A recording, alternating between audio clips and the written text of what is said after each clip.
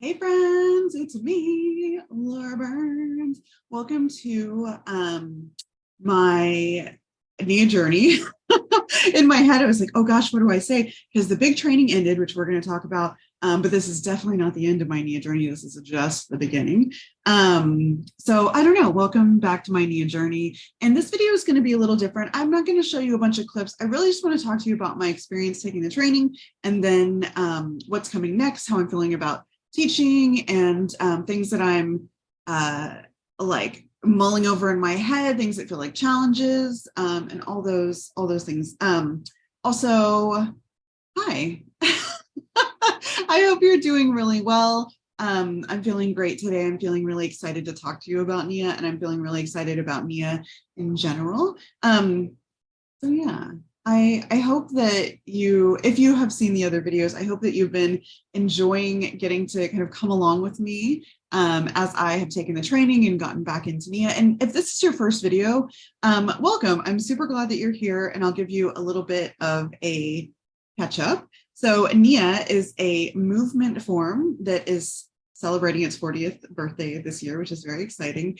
And it is a combination of healing arts, martial arts, so many different kinds of movement. There's dance, there's yoga, there's the martial arts and different forms. Like, it's so much. And if you're really interested in hearing more, go back, check out my first video, because I do talk in more detail about it.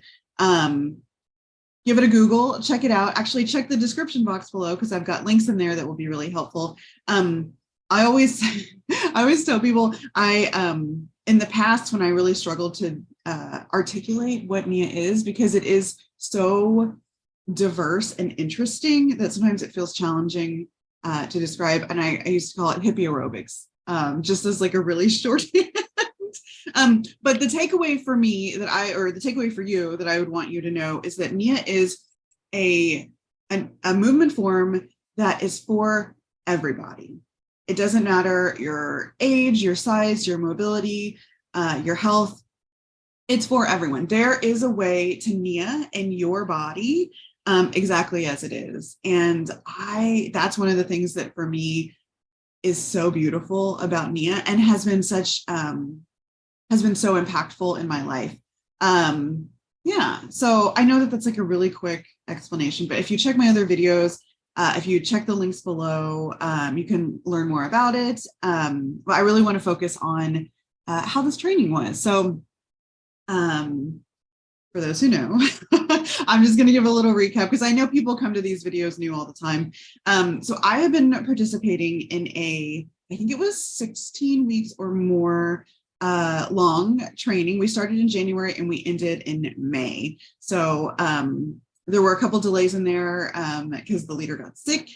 And the leader of the training actually was the founder of Nia, which was really exciting. Debbie Roses was the facilitator of the training, and it was it was so cool to be able to take it from her and to hear straight from her mouth these things that are so amazing. There's a mosquito I'm not excited about. So just spoiler alert, if I start doing this later, that is what's happening. So I've been participating in this training. It was a pretty intensive training. We had a live class, so all of it was online. So a live class over Zoom on Wednesdays of the actual movement form. On Thursdays, there were office hours where you could go, and they would, Debbie would have somebody on to talk, and then they would just open it up for questions. And so interesting conversations could happen. And then every Friday we had a 2-hour training where as many people as possible who could make it at that time live would attend over Zoom. And there were always like a good amount of people in there. And then otherwise you could watch the recording later. And so that was my like winter/spring. It was a lot. And it was so interesting to have a training like this so spread out. Normally this training would, pre-COVID times, would have been held in person and would have been held in a shorter amount of time. And it honestly, there's pros and cons, right? And when you're in person, you really get to, share the energy of the space and make those personal connections. But it's so much information in a really short amount of time, like a matter of days instead of a matter of weeks. And something that I've really appreciated from this process is that time in between each lesson, each training, to really have a whole week to reflect on it and to have 16 weeks to let everything build and just like all come together and really enhance each other and have that time and space in between to with ease to be able to feel it in my body, mull it over in my brain, and bring it all together. So I have ended this training feeling really inspired about Nia in general, right? Learning about Nia, learning the depth of the technique, of the philosophy. There is so much here. I've been trying to explain to people in my life that I've been talking this about, like Nia at first glance might look like something like Zumba, or not that it actually looks like Zumba when people are doing it, but it's this movement form. It's like Zumba, or it's like, bar or something like this. But the depth of what is behind it, the anatomy and physiology, the emotional teachings and thinking behind it, like it's so much closer to something like yoga than it is to those other movement forms. And it's not like shade to the other movement forms. It's just so much deeper than people would realize. And I think that is why it like really impacted me when I first tried it. So for those who aren't familiar, I first tried Nia in the early 2000s. I can't remember when exactly it was, but it was sometime around then. So basically 20 years ago, maybe a little less than 20 years, but a long time ago. And I got super into it. It came to me, Nia found me at a time in my life when I really needed it. I was on a hiatus from yoga because yoga had been shown to be not for me and not for bodies like mine. Luckily, I was able to reconnect with yoga, and now I'm a yoga teacher. But Nia came in and helped me really find embodiment, and it helped transition my body positivity into body liberation, right? And that body liberation over time, because of yoga and the fat community and disability activism and all kinds, oh my God, this fun, has become fat liberation. And so like, this is like the arc of my like body liberation story. But Nia was something that came in and helped me see my body as something that could be joyful, that could move and feel good again, that could be the vessel of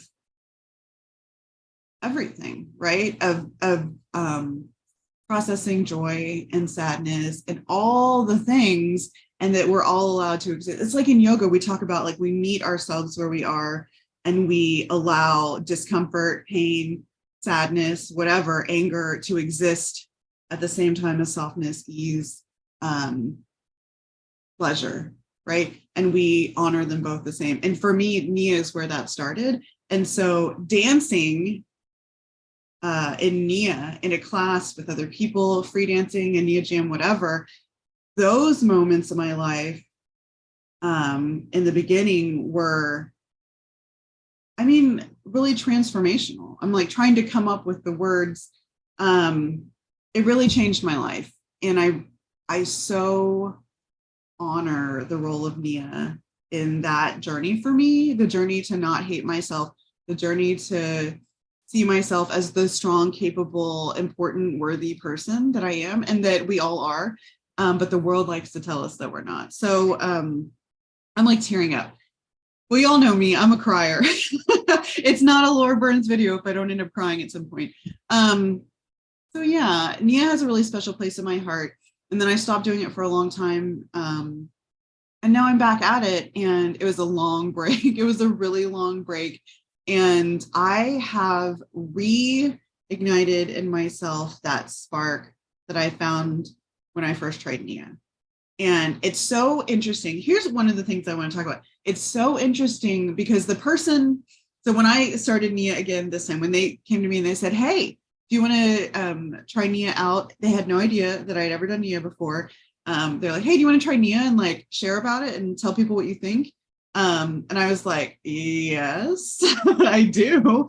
And that first little collaboration on Instagram with Nia, it just like it it exploded in me. It brought it back. It made my body go, oh shit, remember this? In a way that yoga doesn't do it for me. And I love yoga, right? I have a very strong personal practice. I am a practicing yoga teacher, right? I have my weekly classes and my private students, and I, run retreats and workshops. Like, I love yoga.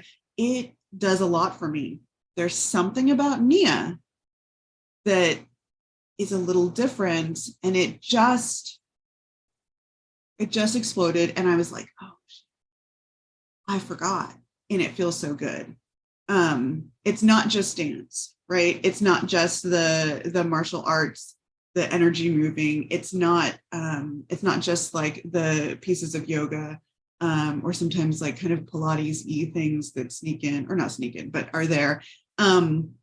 It's not any one thing in particular, and it's not even all of those movement forms together. There's something about, even online, with me just in this room and the streaming going or the live going, whatever, there's something about the combination of those movement forms plus the philosophy, the things that the teachers say, the music. If there's people there also, oh my God, even better. Like, when it all comes together, it feels magical. And I really, really love, and I've really been diving into how to take their, they have levels, level 1, level 2, level 3. And they have, just like, basically, what does your body want today? Do you want to kind of like be here, keep it a little smaller, be a little more chill? Do you want to go a little bigger, a little more energetic, a little farther away from the body? Or do you want to really like go for it, expanding, reaching, like putting your all into it? Where are you today? Because we are not always at a level 3. We're not always at a level 1.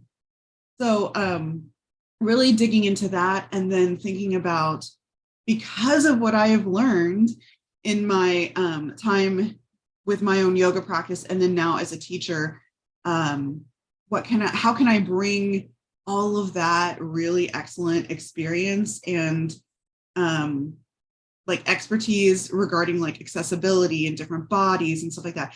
How can I bring that to the Nia space and like make it even better? So that's why when I say I feel very inspired, that's what I feel inspired about. I feel so energized to like take what I've learned, also recognizing that I am at the beginning of my like Nia teacher learning journey. But even just what I've learned so far in this first initial training, how do I take that? Plus my experience in my body with Nia when I was younger and now when I'm older, and combine it with what I have learned teaching yoga. How do I put that together in a format so that I can like say, hey, I know you're interested. Like, here's this class experience for you. Here's this Nia practice experience for you. Somebody who thinks, oh, I'm too fat or old or injured or disabled or out of shape or like whatever, to do this, because that none of those things are true, because it really is, you can adapt and create options in Nia to meet literally anybody. It's so cool. So how do I say to people, hey, trust me, which yikes, y'all, if you are anyone on that list or any other people, you know how often you've been asked to trust people and then they have let you down. So I hold this as like such a responsibility, but say, hey, trust me, because I've created this thing for you and it really is for you. And so that's like all these things swirling around in my brain and thinking about, how do I do this in a way that is responsible and that is, I don't want to bite off more than I can chew, right? I've never taught Nia before, so I'm really moving slowly in that regard. My plan, I think I talked about this in the last video, my plan is still to start like little kind of bite-sized Nia practices that I'm going to put up on my Patreon for folks who are subscribed to my Patreon and interested in trying it out. So I'll let them know when I'm going to do it so that if they want to be there live, they can, if they're able to, depending on timing. And then if not, they can do the recording. And it'll be like maybe 10 minutes or 20 minutes or 30 minutes, who knows? But I just want to start small, and I want to play around with how do I teach partially seated, partially standing, partially on the ground. Like, how do I flow between those things? And then people can choose, oh, I want to stay standing. Oh, I want to stay on the chair. Oh, I want to stay on the ground. Or no, I want to flow through those also. Yeah, figuring it out. I have a lot of ideas in my head. I'm figuring it out. So challenge wise, and I'm going to try to keep this on the shorter side. Y'all, if you know me, you know I'm a rambler. And I'm excited and I have a lot of things to say, but I know that it is not the most interesting thing to just like sit here and watch me talk while I'm just like sitting here. So challenges right now is figuring out, I need to get like a clip-on mic or something. I don't currently use a microphone for teaching because I don't use music over Zoom. But the music is a really like integral part of the NIA experience. It's really important. And so I'm going to have to use music. But also that has me very excited thinking about music. And anyway, but so thinking about a microphone and practicing getting used to using a microphone because I'm not used to that at all. The only experience I have using mics, they've not been comfortable. And I've tried a bunch of different kinds at different events that I've done or spoken at or guest taught or whatever. And I kind of hated them all. So I'm a little like, oh, we'll see. But I did reach out to this woman. I was about to call her my mentor. She's not like officially my mentor, but she's the person that has been my contact at NIA, and I see her in that role. And she's amazing. Christina, who's probably watching. Hi. So I reached out to Christina and she gave me some really great information that NIA actually put together at the beginning of COVID when everybody had to switch to online. And so they actually had this great resource about mics. So I'm looking at that. I'm thinking about what I can get, what kind of mic I can afford to get, because y'all, some of these things are very expensive and I don't have the money for that. I'm thinking about like, what do I want to have? Like I have well, you can't see it right now, but I have a folding chair that lives right on the other side of this furniture, and I use it for yoga, and I have started using it for NIA. So I will be asking people like, I want you to have some kind of a chair available. What else? Is there anything else that I want people to have available? Probably not. However, because of my teaching experience, I know asking people to get up and down off the floor, especially when we like end with the floor work, or if we begin with it, or if we move, I'm going to want them to have some kind of props to help them get up and down safely and in a way that feels supported so that they feel confident getting up and down off the ground, or having people practice maybe in a space where they can get on their bed for that part, because that might be more accessible to them. Just thinking through all these parts, what I need to have, what I would want people to have, and that is reasonable to ask people to have on hand, right? Luckily with NIA, you don't need a lot of stuff. But the way that I want to teach, well, you're going to need a little more stuff maybe than other NIA classes. So thinking about the technical aspects, right? The music, the microphone, the props and stuff. And then thinking challenge-wise, like, I'm scared. I think that I know that I will be a good NIA teacher eventually, but I've never done it, right? And new things can feel very scary. I do feel lucky that I have all this yoga teaching experience behind me. And before yoga, I was a teacher in other ways, officially teacher, and then other kinds of teaching capacities in my other jobs. So I feel grateful that I have that experience. I'm not scared to be in that role, but it's nerve-wracking to have this new movement form that I've never taught before, right? I've only ever been the student. And then to have to flip that role around and adding into it my vision for accessibility and stuff like that in class. And, really honoring that responsibility. It's scary. It's scary because I want to do a good job, because I care about like people's experience. So I want to be a good job. I don't want to cause harm. But the reality is that we're human beings and we're going to cause harm. And that really sucks. But I can only do the best that I can do in that moment. So as long as I'm doing my best, that's fine. I got to talk myself down because I start spiraling and I'm like, oh God. But yeah, so right now, a lot of my challenges, like the technical side, but that's like easily overcome. It's the mental part. I don't want to do a bad job. I don't want to let anybody down, because I have talked about how impactful and transformational NIA has been for me in my life at various points. And I want that for other people so badly. And I don't want to do a bad job and then that not be able to happen for others. But it's gonna be fine. I think as soon as I actually start doing a little bit of teaching, those little bites, right? I think that I'll calm down and I'll feel like it's fine. And the good thing is that my students love me and they're very kind and compassionate with me. And so even if I'm not doing the best job, I think that nobody's going to be mean to me. So yeah, those are the kind of challenges that I'm thinking about.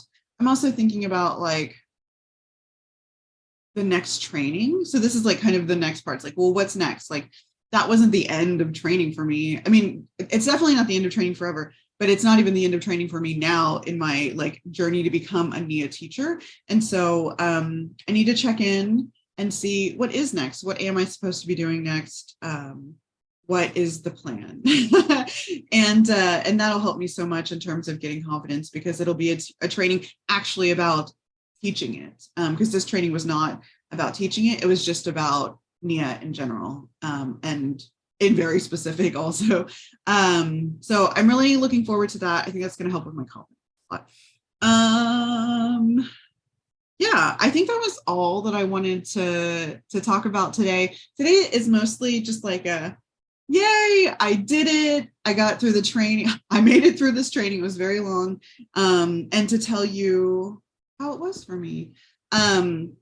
I would really like to do the training again at some point in person so that I can experience the in-person components of that. Just personally, I think that that would be really cool to be able to have the online and then do the in-person and just see like how it feels and be able to make those connections. I think that's what I'm missing the most in NIA right now are those personal connections. Because everything has been online, I feel disconnected. But I know that that won't be forever. And so that's okay. But yeah, so that's where I am. I would love to hear your thoughts about NIA, any questions that you have. I know that I've gotten a number of people who are like, oh, I'm intrigued. I can't wait till you start teaching because I want to try it. And like, believe me, I am so excited to start teaching too, but I also don't want to rush it. I don't want to just like start teaching classes and I don't know what I'm doing. So I do want to have those little bites on my Patreon and get comfortable and practice. And I want to do this next training so I can actually do the teacher training. And then I think maybe then I'll be ready to open up classes to where people could just come and drop in. If you're like super jazzed about, and this is like not a high pressure sales tactic. If you're super jazzed about NIA and you just want to come try it, you can come join my Patreon at like the lowest tier. I think right now it's $5 a month and you will get access to those. So if you're just like, I just really want to come try it, come do that. You don't get a ton of other benefits. You get access to my Discord community where we talk and hang out and support each other. But it won't get you access to the yoga. But I think if you're not interested in yoga, that's fine. And it's $5 a month. And then you could be there for the NIA bites, the little classes. I think I'm going to call them that because that's like such a cute little name. It makes me think of like donut holes, just little bites. But yeah, also no pressure. You absolutely don't have to come join my Patreon. You can check out a class when I'm finally ready to teach like full classes. But I know that some of you have been like very excited. And so I just want to let you know that that is an option. Yeah. Okay. I am going to stop rambling, but I would love to hear what you think about any of this. Your experience with NIA, if you have any, your thoughts about NIA so far, if you've been watching these videos, literally anything, please tell me. And if you feel like it, you can send me some good vibes and help me remember that I'm a capable, strong person that is going to do a fine job. Because I'm feeling a little like, okay. Well, thank you so much for being here and part of this whole NIA journey. I am sure that I will keep documenting things when I start this next training. Maybe I'll put together a video after I've done some of these little bites and tell you how that's going. But let me know if you even want to keep hearing about this. Let me know so that I know that you're interested. Okay, I think that's it. I am so glad that you're here. I really appreciate this community. Y'all are so supportive and kind, and I really value that. And honestly, I need it. So keep it coming. I will talk to you soon. Bye.